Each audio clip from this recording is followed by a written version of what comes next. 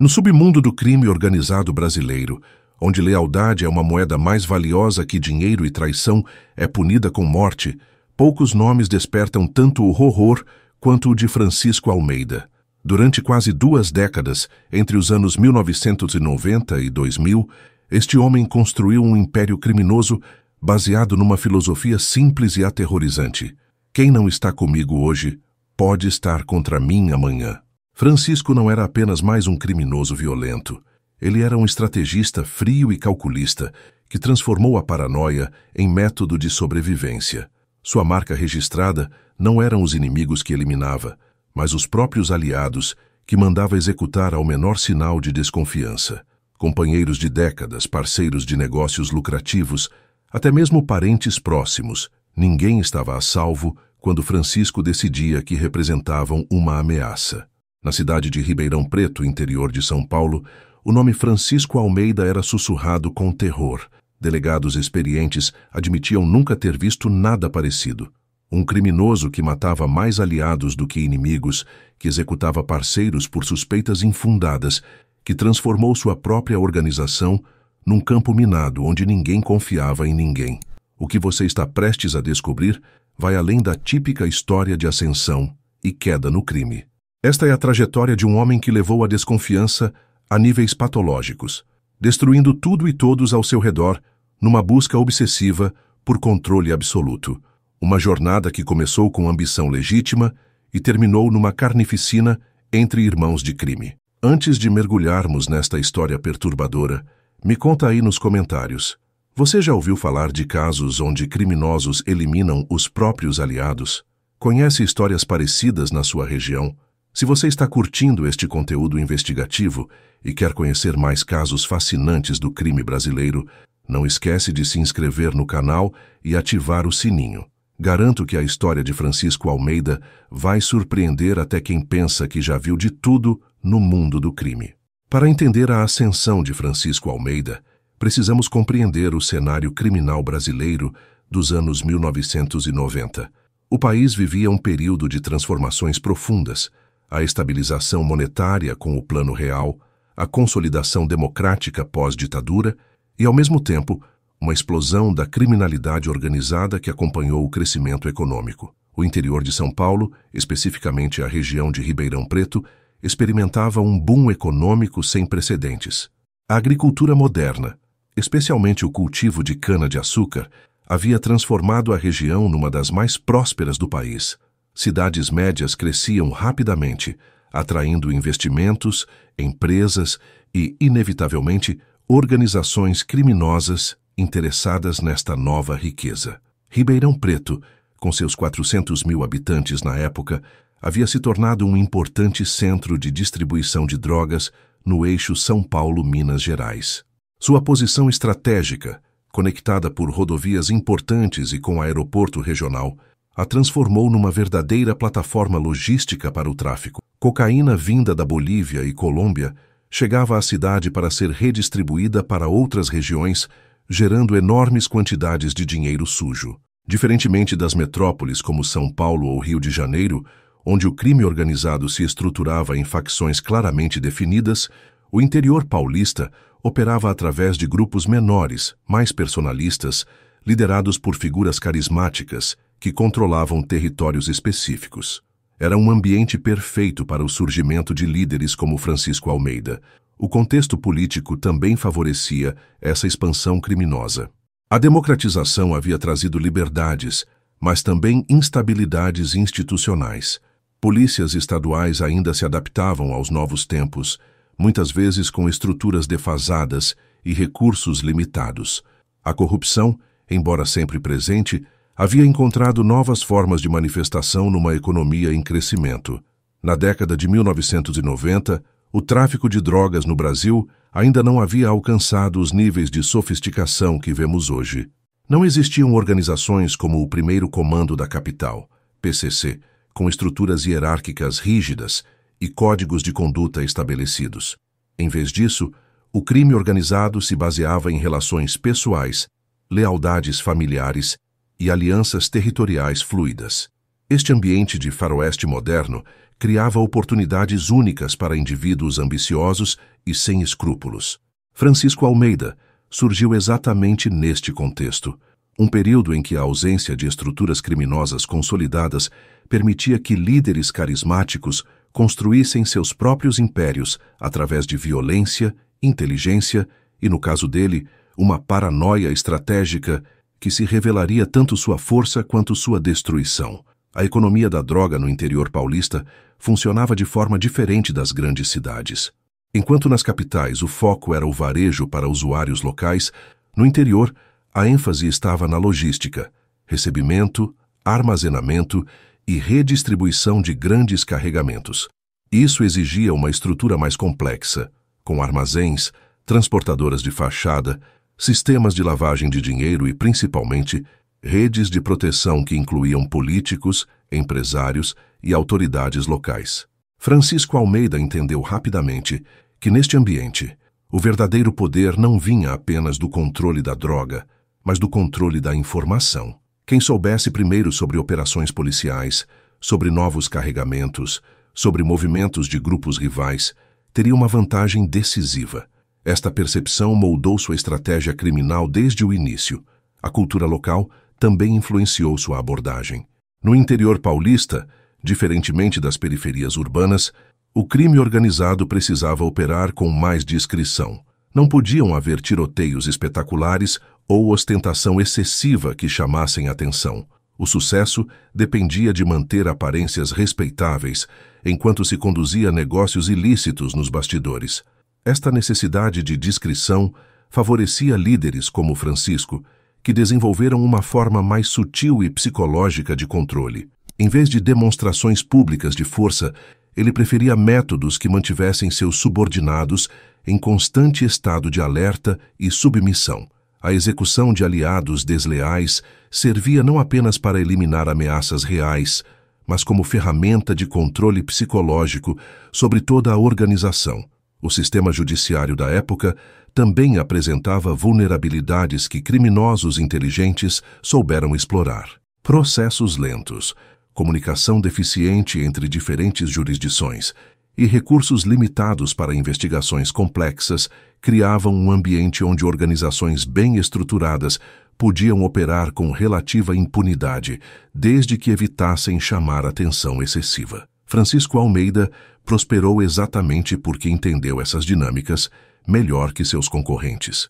Enquanto outros criminosos se envolviam em disputas territoriais violentas ou ostentavam riqueza de forma imprudente, ele construía metodicamente uma rede baseada em medo, controle informacional e eliminação preventiva de ameaças, incluindo aqueles que considerava amigos.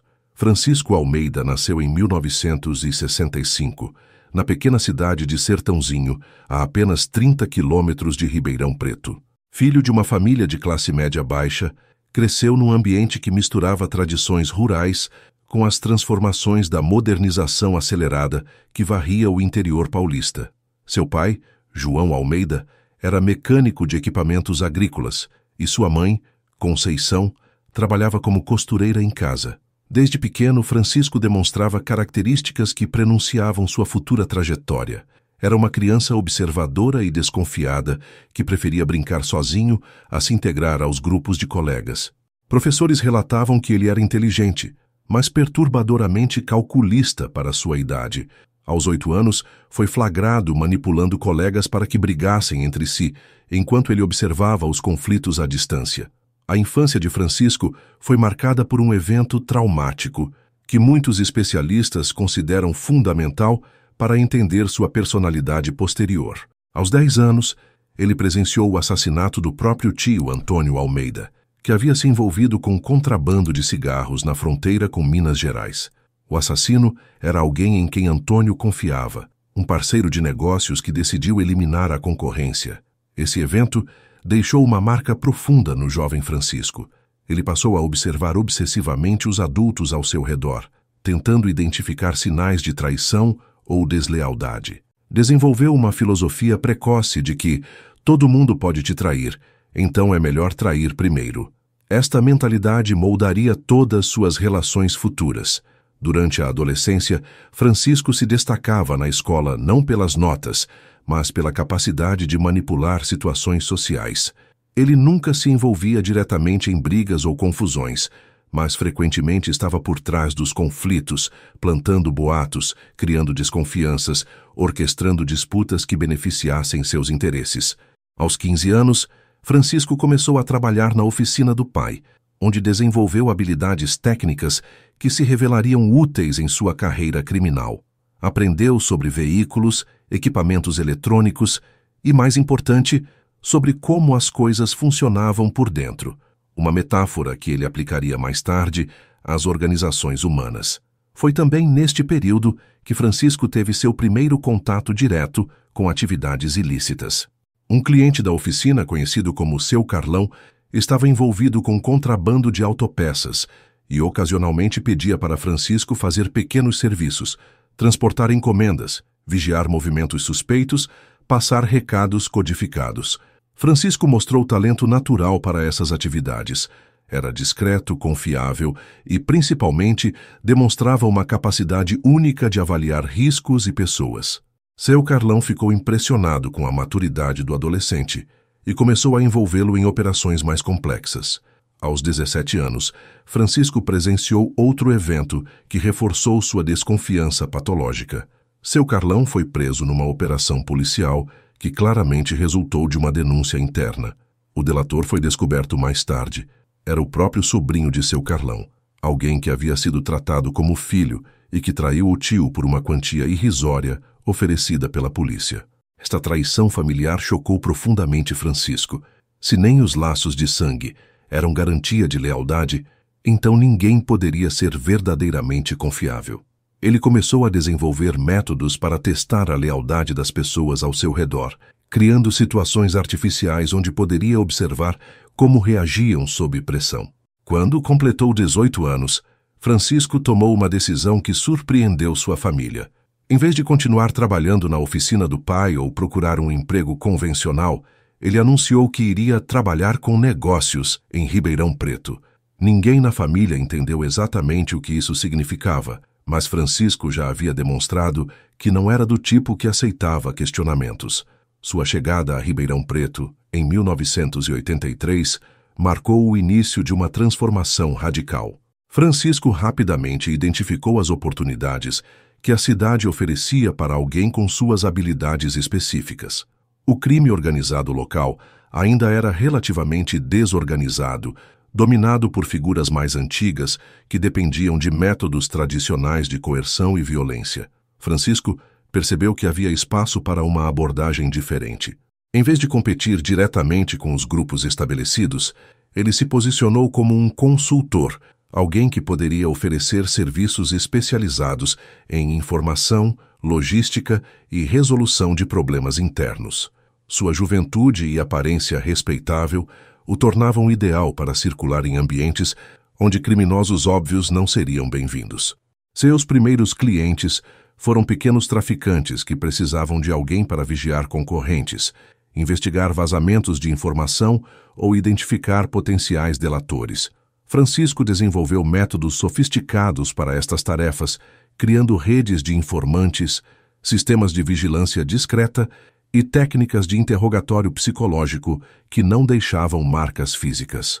O que diferenciava Francisco era sua abordagem sistemática. Ele mantinha arquivos detalhados sobre todas as pessoas com quem trabalhava, mapeando suas fraquezas, ambições, medos e relacionamentos. Essas informações se tornaram sua principal fonte de poder. Ele sabia segredos sobre praticamente todos os criminosos importantes da região. Em 1985, aos 20 anos, Francisco já havia estabelecido sua reputação como alguém extremamente útil e perigoso. Outros criminosos o respeitavam e temiam, mas poucos compreendiam completamente seus métodos. Ele parecia ter uma capacidade sobrenatural de prever traições, descobrir planos secretos e identificar ameaças antes que se materializassem. Esta reputação levou a um convite que mudaria sua vida. Carlos Banha Rodrigues, um dos traficantes mais poderosos de Ribeirão Preto, ofereceu a Francisco uma posição permanente em sua organização. não como subordinado, mas como parceiro, alguém responsável pela segurança interna do grupo. Francisco aceitou, mas com condições específicas. Ele exigia autoridade total sobre questões de segurança, acesso completo a todas as informações da organização e o direito de tomar decisões unilaterais sobre potenciais ameaças internas. Carlos Banha, confiante em sua própria lealdade e impressionado com as habilidades de Francisco, concordou com todas as exigências. Foi o maior erro de sua vida. A entrada de Francisco Almeida na organização de Carlos Banha Rodrigues em 1985 marcou o início de uma das ascensões mais meteóricas e sinistras da história do crime organizado brasileiro. O que Carlos esperava que fosse uma parceria benéfica, logo se transformou numa tomada de poder silenciosa e metodicamente executada. Francisco começou implementando o que chamava de protocolos de segurança. Oficialmente, eram medidas para proteger a organização contra infiltração policial e ataques de grupos rivais. Na prática, eram ferramentas sofisticadas de controle e vigilância interna que permitiam a Francisco monitorar cada membro do grupo. Ele estabeleceu um sistema de relatórios diários, onde cada membro da organização deveria reportar suas atividades, contatos e observações.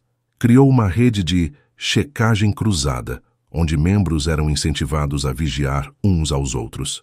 Instituiu reuniões de segurança semanais, onde qualquer comportamento suspeito era discutido publicamente. Carlos Banha inicialmente resistiu a alguns desses procedimentos, achando-os excessivos, mas Francisco foi persuasivo. Carlos, você confia em mim? Então confie no meu trabalho. Prefere descobrir um traidor antes ou depois que ele te entregue para a polícia?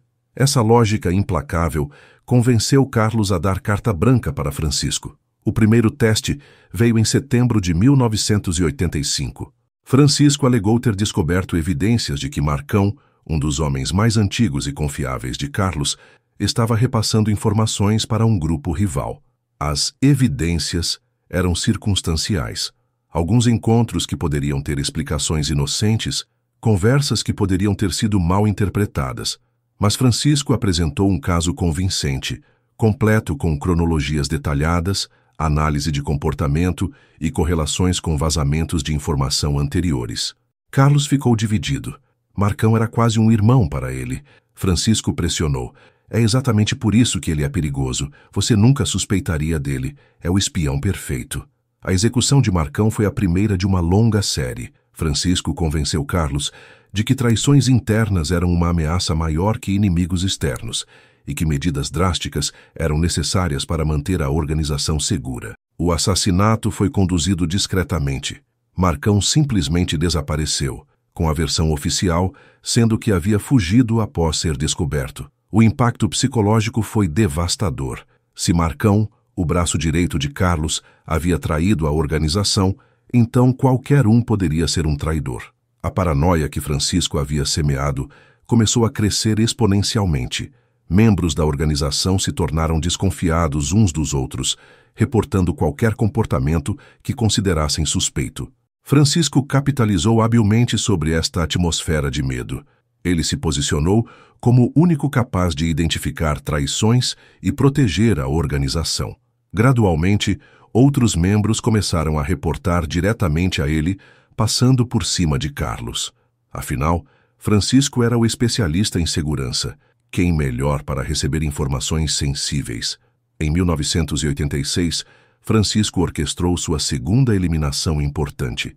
Desta vez, o alvo foi Zé Paulo, responsável pela logística de transporte de drogas.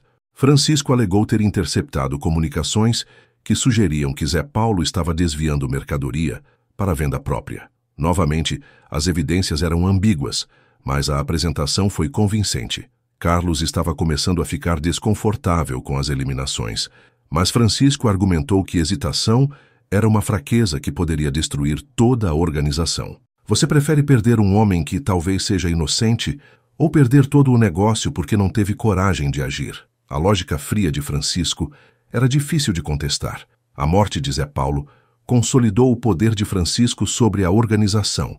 Agora, ele controlava tanto a segurança interna quanto a logística de transporte. Carlos ainda era oficialmente o líder, mas Francisco havia se tornado indispensável para todas as operações importantes. Francisco também demonstrou sagacidade política ao expandir a influência da organização. Ele identificou autoridades locais corruptíveis, empresários dispostos a lavar dinheiro e políticos necessitados de financiamento eleitoral. Sua abordagem era sempre sutil e profissional, criando relacionamentos que beneficiavam todos os envolvidos. Em 1987, a organização havia triplicado de tamanho e diversificado suas atividades. Além do tráfico de drogas, eles estavam envolvidos em contrabando, lavagem de dinheiro, agiotagem e até mesmo alguns negócios legítimos usados como fachada. Francisco havia se tornado o cérebro por trás de todas essas operações, mas foi neste período de sucesso que Francisco executou seu movimento mais audacioso. Em dezembro de 1987, ele convenceu Carlos de que havia descoberto uma conspiração interna para assumir o controle da organização. Os supostos conspiradores incluíam alguns dos membros mais leais e antigos do grupo. Francisco apresentou evidências de reuniões secretas, conversas interceptadas e planos detalhados para eliminar Carlos e assumir o controle. A documentação era impressionante. Gravações de áudio, que poderiam ter sido editadas, fotografias de encontros, que poderiam ter contextos inocentes, e testemunhos de informantes, cuja identidade Francisco protegia por segurança. Carlos ficou devastado. Descobrir que seus homens mais confiáveis estavam planejando traí-lo foi um golpe emocional brutal. Francisco ofereceu uma solução, uma limpeza completa da organização, eliminando todos os elementos duvidosos. É melhor recomeçar com pessoas novas e leais do que arriscar nossa vida com traidores conhecidos. A Noite dos Facões, como ficou conhecida posteriormente, aconteceu em janeiro de 1988. 6 membros veteranos da organização foram executados simultaneamente, sob a coordenação de Francisco. Oficialmente, foram eliminados por traição. Na realidade, Francisco havia simplesmente removido todos que poderiam questionar sua autoridade crescente. Carlos emergiu da operação como líder nominal de uma organização completamente renovada, mas psicologicamente destruído. A paranoia havia se apoderado dele, e Francisco era a única pessoa em quem ainda conseguia confiar. Ironicamente, havia se tornado dependente do homem que sistematicamente destruía sua liderança. Francisco aproveitou este momento de vulnerabilidade para consolidar definitivamente seu controle. Ele assumiu responsabilidade por todas as decisões operacionais importantes, justificando que Carlos precisava se manter limpo para lidar com contatos políticos e empresariais. Carlos, exausto emocionalmente, aceitou esta divisão de responsabilidades. Em meados de 1988, Francisco Almeida havia efetivamente assumido o controle da organização mais poderosa de Ribeirão Preto. Carlos Banha permanecia como figura de proa, mas todas as decisões importantes passavam por Francisco. Ele havia conseguido isso não através de um golpe violento, mas através de uma campanha sistemática de manipulação psicológica e eliminação seletiva de obstáculos. Sua metodologia havia se mostrado devastadoramente eficaz. Ao eliminar aliados sob pretexto de traição, ele não apenas removeu potenciais rivais, mas também estabeleceu um clima de terror que desencorajava qualquer oposição. Ninguém queria ser o próximo a ser acusado de deslealdade. Francisco também demonstrou genialidade ao manter Carlos vivo e nominalmente no comando. Isso lhe dava legitimidade dentro da organização e no submundo criminal local, enquanto permitia que ele operasse nas sombras, livre do escrutínio que um líder óbvio enfrentaria. No final de 1988, Francisco havia criado algo único no crime organizado brasileiro, uma organização onde a lealdade era medida não por ações, mas por uma submissão total ao seu julgamento sobre quem merecia viver ou morrer. Era um sistema baseado em medo puro, sustentado por execuções regulares, que serviam tanto para eliminar ameaças quanto para manter todos os outros em linha. O mais perturbador era que Francisco parecia genuinamente acreditar que suas ações eram necessárias para a segurança da organização. Em sua mente distorcida, ele não estava traindo aliados, estava protegendo a organização de traidores em potencial. Esta racionalização psicológica o permitia dormir tranquilo enquanto planejava a próxima execução de alguém que considerava amigo. Os anos de 1989 a 1995 representaram o período áureo de Francisco Almeida como uma das figuras mais poderosas e temidas do crime organizado no interior paulista.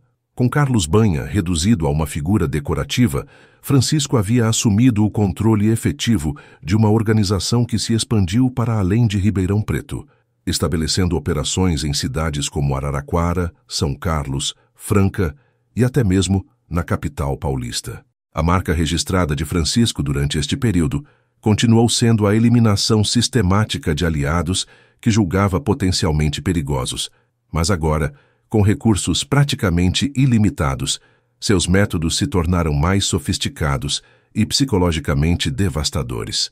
O caso mais emblemático deste período envolveu Roberto Betão Silva, que havia sido recrutado por Francisco em 1989 para gerenciar as operações em São Carlos.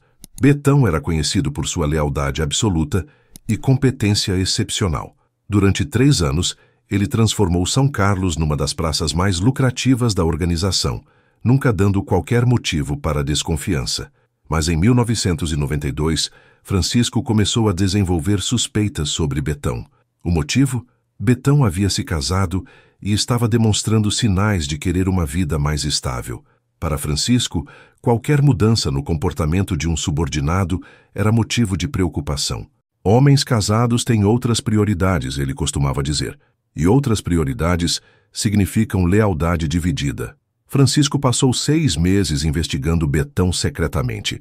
Ele interceptou suas comunicações, seguiu seus movimentos, investigou sua esposa e até mesmo seus sogros. Não encontrou nenhuma evidência de traição real, mas descobriu que Betão havia começado a guardar dinheiro numa conta bancária secreta, provavelmente uma poupança para o futuro da família. Para Francisco, isso foi evidência suficiente de preparação para a fuga. Ele interpretou a poupança como prova de que Betão estava planejando abandonar a organização, ou pior, roubar dinheiro antes de fugir. A execução foi ordenada imediatamente, mas Francisco não se contentou com uma eliminação simples. Ele orquestrou uma operação complexa que serviria como aviso para toda a organização. Betão foi convocado para uma reunião de rotina em Ribeirão Preto, onde foi recebido calorosamente por Francisco, que lhe ofereceu jantar e demonstrou apreço por seu trabalho excelente. Durante o jantar, Francisco deu a Betão uma promoção, o comando de toda a região sul do estado. Betão ficou emocionado, interpretando a promoção como reconhecimento por sua lealdade e competência. Ele ligou para a esposa para contar as boas notícias, fazendo-o na presença de Francisco, que observava com interesse a felicidade genuína do subordinado. 2 horas depois, Betão estava morto. A execução aconteceu quando ele saía do restaurante. 3 homens se aproximaram e o alvejaram a queima-roupa. Mas a brutalidade não parou aí. Francisco havia instruído que o corpo fosse deixado numa posição específica, com um bilhete que dizia: "Quem prepara a fuga, merece a morte." A poupança bancária de Betão foi esvaziada, e o dinheiro distribuído entre outros membros da organização como exemplo de como tratar dinheiro de traidor. O impacto psicológico foi devastador. Betão era universalmente respeitado na organização, considerado um modelo de lealdade e eficiência. Se ele podia ser eliminado, então literalmente qualquer pessoa estava em risco. O medo que se espalhou pela organização atingiu níveis patológicos.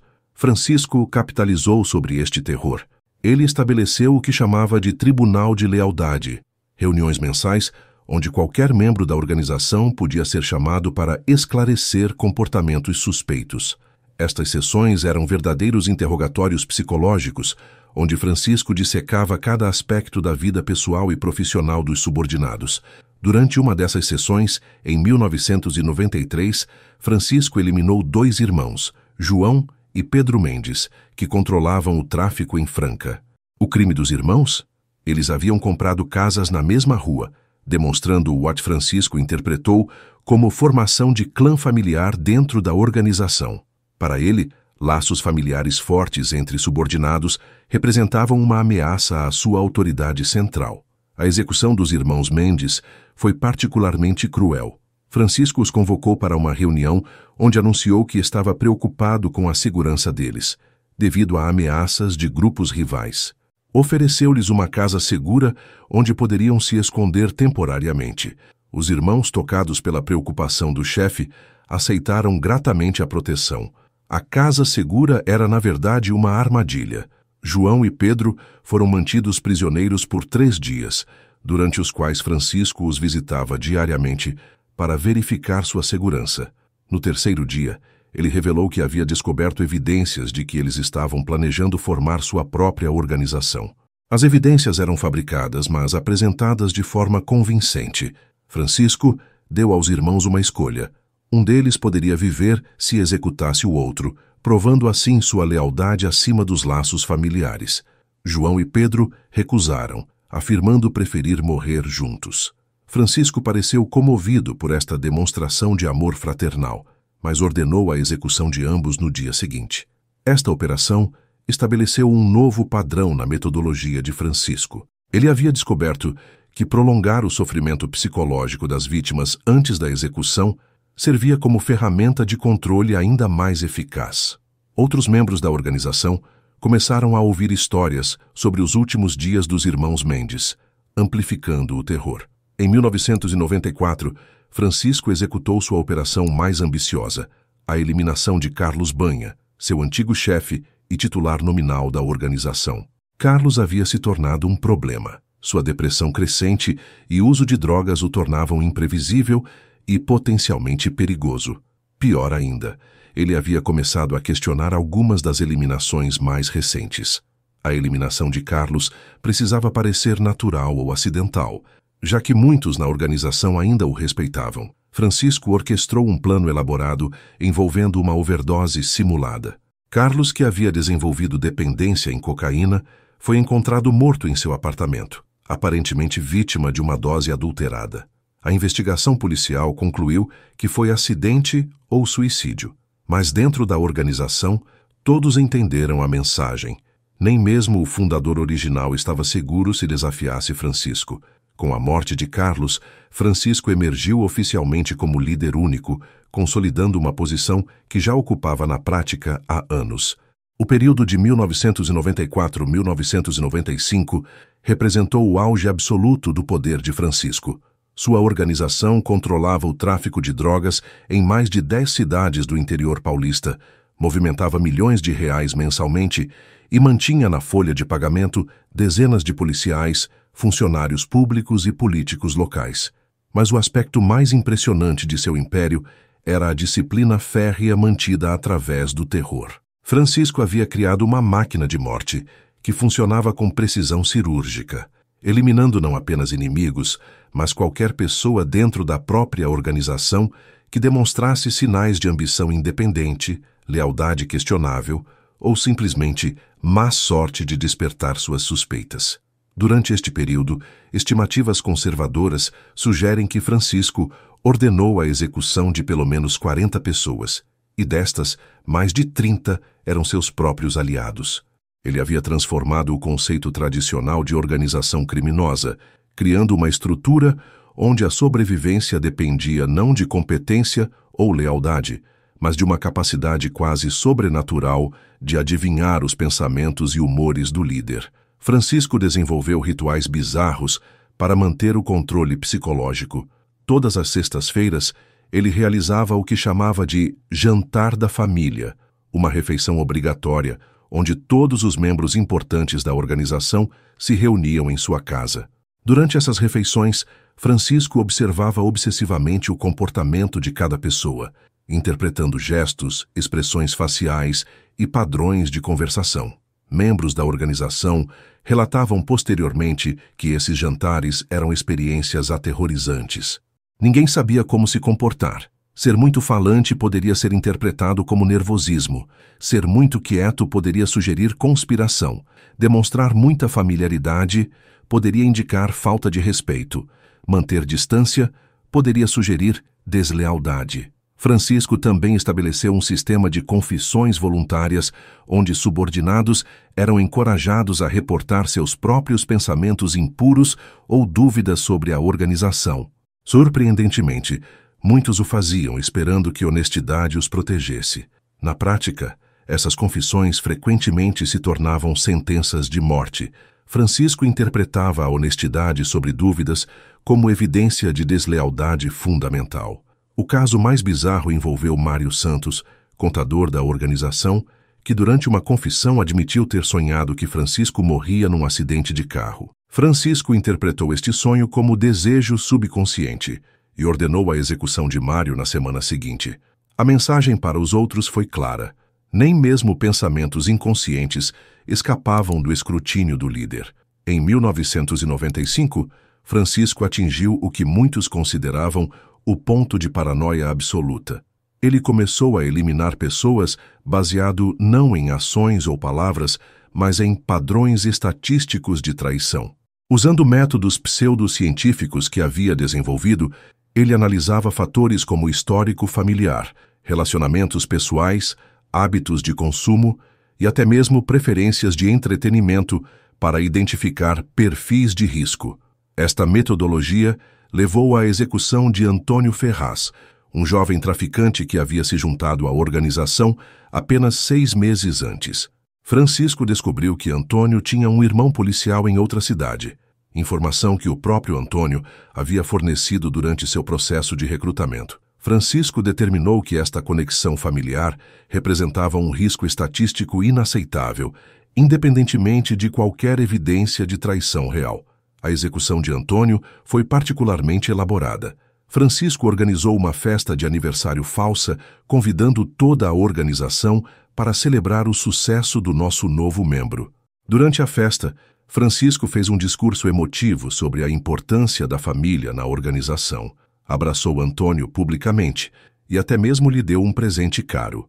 Horas depois, Antônio foi morto a caminho de casa. Seu corpo foi encontrado com um bilhete. A família verdadeira é a organização. Outras famílias são traição. A crueldade psicológica de dar esperança antes de destruí-la havia se tornado uma assinatura de Francisco. Paradoxalmente, este período de terror absoluto também foi quando Francisco alcançou seu maior sucesso financeiro. A combinação de medo extremo e eficiência operacional havia criado uma organização que funcionava como um relógio suíço. Ninguém ousava roubar, ninguém ousava questionar ordens, ninguém ousava falhar em suas responsabilidades. Mas o sucesso financeiro não trouxe satisfação pessoal para Francisco. Testemunhas próximas relatam que ele havia se tornado cada vez mais isolado e paranoico. Ele dormia apenas 2 ou 3 horas por noite, passando o resto do tempo analisando relatórios de vigilância sobre seus próprios subordinados. Havia instalado câmeras e microfones em praticamente todos os locais onde a organização operava. Francisco também desenvolveu rituais obsessivos de segurança pessoal. Ele nunca comia refeições preparadas por outras pessoas, sempre carregava múltiplas armas, mudava de residência constantemente e mantinha 3 carros idênticos para confundir potenciais atacantes. Sua paranoia havia se tornado uma prisão elaborada que ele mesmo havia construído. O isolamento extremo começou a afetar sua capacidade de julgamento. Sem conselheiros confiáveis ou pessoas dispostas a questioná-lo, Francisco ficou cada vez mais desconectado da realidade operacional da organização. Suas ordens se tornaram erráticas, suas suspeitas infundadas, suas execuções aparentemente aleatórias. Em dezembro de 1995, durante o que seria o último jantar da família, Francisco anunciou que havia descoberto uma conspiração massiva envolvendo praticamente toda a liderança média da organização. Ele alegou ter evidências de que 15 pessoas estavam planejando um golpe conjunto para eliminá-lo e dividir seus territórios. As evidências eram uma mistura de interceptações mal interpretadas, coincidências estatísticas e análises de comportamento que bordeavam a fantasia. Mas Francisco estava convencido de que havia descoberto a maior traição da história de sua organização. Ele ordenou uma purga que eliminaria quase 1/3 de seus subordinados mais importantes. Esta decisão marcou o início do fim de seu império. Pela primeira vez, Francisco havia ido longe demais mesmo para os padrões de uma organização acostumada ao terror. A perspectiva de uma execução em massa de pessoas obviamente inocentes finalmente galvanizou uma resistência que havia permanecido adormecida por anos. O homem que havia construído seu poder, eliminando aliados, estava prestes a descobrir que havia criado mais inimigos do que conseguia controlar. O ano de 1996 começou com Francisco Almeida no auge de seu poder, mas também no ponto de inflexão que levaria à sua destruição. A purga massiva que havia anunciado em dezembro de 1995, a eliminação de 15 líderes médios da organização, revelou-se o erro fatal que seus subordinados vinham temendo, mas que nunca ousaram imaginar que ele cometeria. A resistência começou de forma sutil. Pela primeira vez em anos, membros da organização começaram a se comunicar secretamente uns com os outros, compartilhando suas preocupações sobre a direção cada vez mais errática de Francisco. O medo que antes os havia mantido isolados, agora os unia. Todos entendiam que ninguém estava seguro se Francisco prosseguisse com seus planos. O líder dessa resistência silenciosa foi Eduardo Duda Martins, um dos poucos sobreviventes da era Carlos Banha e um dos homens mais respeitados na organização. Duda havia conseguido sobreviver aos anos de terror de Francisco, mantendo um perfil extremamente baixo e demonstrando lealdade absoluta. Mas a perspectiva de ver 15 colegas inocentes executados por suspeitas infundadas finalmente o motivou a agir. Duda começou estabelecendo contatos cuidadosos com outros membros que estavam na lista de execução. Sua abordagem era extremamente cautelosa. Conversas aparentemente casuais, encontros que pareciam coincidências, comunicações indiretas através de terceiros. Gradualmente, um núcleo de resistência começou a se formar. Francisco, imerso em sua paranoia crescente, inicialmente não percebeu essa articulação. Ele estava concentrado em coletar mais evidências para justificar a purga planejada, passando dias inteiros analisando gravações de vigilância e relatórios de comportamento. Sua obsessão com detalhes o cegou para o movimento de resistência que crescia sob seu nariz. O primeiro sinal de problemas veio em fevereiro de 1996, quando Francisco descobriu que algumas de suas ordens não estavam sendo cumpridas com a eficiência habitual. Armas que deveria receber atrasaram, reuniões foram marcadas em horários inconvenientes, informações chegavam com dias de atraso. Individualmente, eram pequenos problemas. Coletivamente, sugeriam sabotagem coordenada. Francisco respondeu da única forma que conhecia: mais terror. Ele ordenou a execução imediata de 3 subordinados que considerava responsáveis pelos atrasos operacionais. Mas desta vez, algo inesperado aconteceu. As execuções falharam. Os homens designados para matar os 3 alvos simplesmente não apareceram no local combinado. Quando Francisco tentou contactá-los, descobriu que haviam desaparecido. Pela primeira vez em sua carreira, uma ordem direta de execução havia sido desobedecida. Pior ainda, os próprios executores haviam desertado. A resposta de Francisco foi previsível e desastrosa. Convencido de que estava enfrentando uma rebelião generalizada, ele ordenou a execução imediata de qualquer pessoa que tivesse tido contato com os desertores. Esta lista incluía mais de 20 pessoas, muitas das quais eram completamente inocentes de qualquer conspiração. Mas Francisco descobriu que não tinha mais homens suficientes dispostos a executar tantas pessoas. Sua organização, construída sobre terror, havia finalmente atingido o ponto onde o medo de resistir era menor que o medo de obedecer. Subordinados começaram a desaparecer. Outros se recusaram abertamente a participar de execuções. Alguns até mesmo começaram a questionar publicamente suas ordens.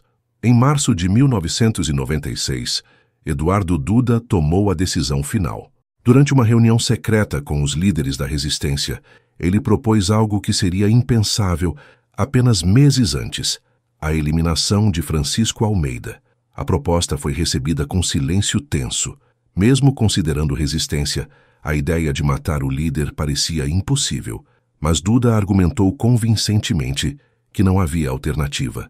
Francisco jamais pararia de matar, jamais confiaria em ninguém, jamais permitiria que a organização funcionasse normalmente. Ele vai nos matar a todos, um por um, até que só reste ele, Duda disse.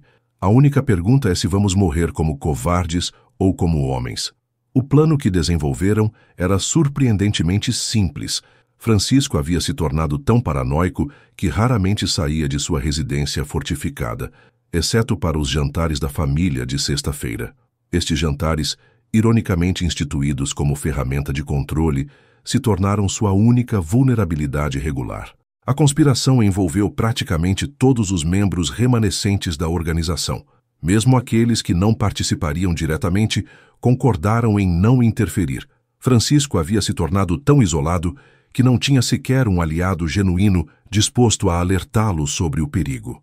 Na sexta-feira, 15 de março de 1996, Francisco realizou seu último jantar da família. Ele chegou acompanhado de apenas 2 seguranças, um número que considerava suficiente, já que todos os presentes eram sua família criminal. Durante o jantar, Francisco estava visivelmente relaxado, interpretando a presença de todos como prova de que havia superado a pequena rebelião das semanas anteriores. O que Francisco não sabia era que praticamente todas as pessoas à sua mesa haviam concordado com sua morte. Até mesmo seus seguranças pessoais haviam sido secretamente abordados e convencidos a não interferir. Ele estava completamente cercado por inimigos que ainda fingiam ser aliados leais. Francisco fez seu último discurso durante o jantar, falando sobre a importância da lealdade e sobre como havia identificado e eliminado os elementos podres da organização. Ele brindou à família eterna e expressou confiança de que a organização emergiria mais forte das recentes turbulências. 20 minutos depois ele estava morto. A execução aconteceu quando Francisco se levantou para usar o banheiro. Eduardo Duda o seguiu, aparentando querer uma conversa privada. No corredor, longe da vista dos outros, Duda sacou uma pistola e disparou 3 tiros a queima-roupa na cabeça de Francisco. O som dos tiros ecoou pela casa, mas ninguém correu para ajudar. Em vez disso, os presentes permaneceram calmamente sentados à mesa, terminando suas refeições. Os seguranças de Francisco olharam na direção dos tiros, mas não fizeram movimento para investigar. A mensagem era clara: o reinado de terror havia terminado. Francisco Almeida morreu aos 31 anos, vítima da mesma paranoia e violência que havia usado para construir seu império.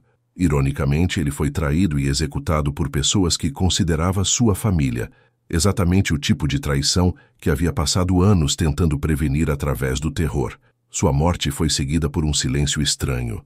Não houve comemorações, não houve expressões de alívio, não houve discussões sobre sucessão. Os membros da organização simplesmente se dispersaram silenciosamente, cada um lidando à sua maneira com o fim de uma era de pesadelos.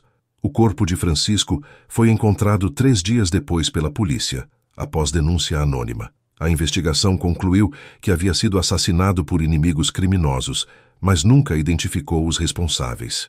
Ninguém foi preso, ninguém foi indiciado, ninguém sequer foi considerado suspeito oficial. A organização que Francisco havia construído se desintegrou imediatamente após sua morte. Sem a figura centralizadora do terror, não havia força suficiente para manter unidos territórios tão diversos e homens tão traumatizados. Alguns ex-membros tentaram formar grupos menores, outros abandonaram completamente a vida criminosa. Muitos simplesmente desapareceram. Eduardo Duda, o homem que havia liderado a conspiração, nunca tentou assumir o controle da organização fragmentada. Em entrevista anos depois, ele explicou: ninguém queria ser outro Francisco. Todos nós tínhamos visto o que o poder absoluto havia feito com ele, como havia transformado um homem inteligente num monstro paranoico. Preferimos nossa liberdade à possibilidade de nos tornarmos o que havíamos acabado de matar. A morte de Francisco Almeida, em março de 1996, marcou o fim de um dos capítulos mais sombrios da história do crime organizado brasileiro. Mas seu legado transcendeu sua morte física, influenciando profundamente tanto o desenvolvimento do crime organizado quanto as estratégias de combate ao narcotráfico no interior de São Paulo. Nos anos imediatamente seguintes à sua morte, a região de Ribeirão Preto experimentou um período de relativa calma criminal. A desintegração da organização de Francisco criou um vácuo temporário que demorou anos para ser preenchido. Quando novas organizações criminosas finalmente emergiram na região, elas adotaram estruturas completamente diferentes, quase como uma reação consciente aos métodos de Francisco. O primeiro comando da capital, PCC, que expandiu suas operações para o interior paulista nos anos 2000, estudou cuidadosamente o caso Francisco Almeida como exemplo do que não fazer. Líderes da facção entenderam que organizações baseadas em terror interno eram inerentemente instáveis e autodestrutivas. Em contrapartida, desenvolveram códigos de conduta que enfatizavam lealdade, paz e justiça entre membros. Dr. Roberto Silva, criminólogo da Universidade de São Paulo, que estudou a transição do crime organizado no interior paulista, observa: Francisco Almeida representa um modelo de liderança criminal que se revelou evolutivamente inviável.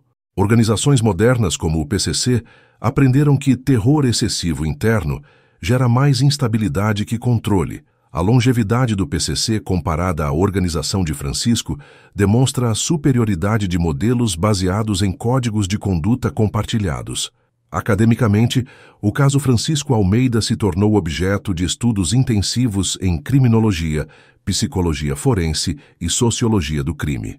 Sua trajetória ilustra perfeitamente como transtornos de personalidade podem se manifestar em contextos criminais, criando líderes que destroem suas próprias organizações através de paranoia sistemática. A doutora Mariana Costa, psicóloga forense especializada em perfis criminais, analisa: Francisco apresentava características típicas de transtorno de personalidade paranoide combinado com traços psicopáticos.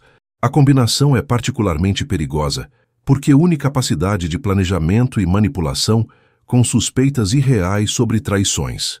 Em contextos criminais, onde violência é ferramenta disponível, isso se torna uma receita para destruição massiva. Autoridades policiais também extraíram lições importantes do caso Francisco. Investigadores perceberam que organizações criminosas extremamente centralizadas, embora mais perigosas no curto prazo, são também mais vulneráveis à desintegração rápida. Estratégias de combate ao crime organizado passaram a focar na identificação e neutralização de líderes paranoicos, reconhecendo que estes frequentemente destroem suas próprias organizações se deixados sozinhos tempo suficiente. Delegado Antônio Machado, que participou das investigações sobre Francisco nos anos 1990, reflete: aprendemos que nem sempre a prisão imediata é a melhor estratégia. No caso de líderes como Francisco, às vezes é mais eficaz deixar que sua própria paranoia corroa a organização por dentro. Obviamente, isso deve ser balanceado contra o risco para a sociedade, mas é uma ferramenta válida em certas circunstâncias. Na região de Ribeirão Preto, Francisco deixou um legado complexo de trauma e alívio.